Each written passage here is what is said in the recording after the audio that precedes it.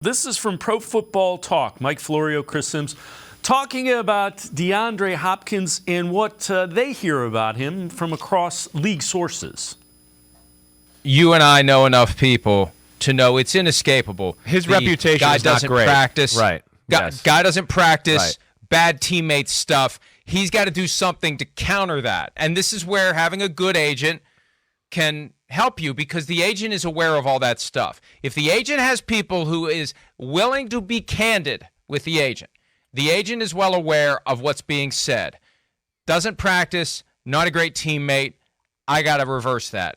I got to change that perception. I got to get him out there in front of some of these people so they can see that he's ready to commit to doing what needs to be done in order to get this guy not just the best possible offer, but any opportunity. Yeah. It may just be the team say, sorry, too many negatives here. We don't want to go down this path, and we don't want a guy who settles for something far less than what he wants, because then he's going to come in here, he's going to have a stick up his butt. That's right. He's going to be unhappy that he didn't get what he wanted, and then when he starts playing well, he's going to be banging on the door for more money. We just don't want to. We don't want to introduce those dynamics into our locker room.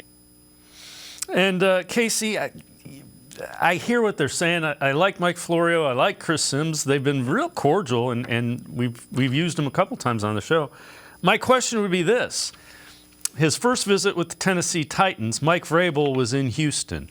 His next visit is with Bill O'Brien. That was the head coach. That doesn't really add up. Yeah, if it was about character issues, you wouldn't see people who have worked with him in the past attempt to bring him in. The Vrabel one makes sense to me. What doesn't make sense to me is the O'Brien one. That went terribly at the end. You know, like the way he got rid of Hopkins, and then the things that were said afterwards about he didn't like the fact that his family was always coming around at practice. So from a Hopkins perspective, the trip to New England doesn't make sense to me.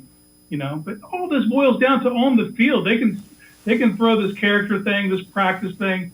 If you can complete first downs and catch touchdowns, so much will get overlooked. And he's been crazy throughout his career.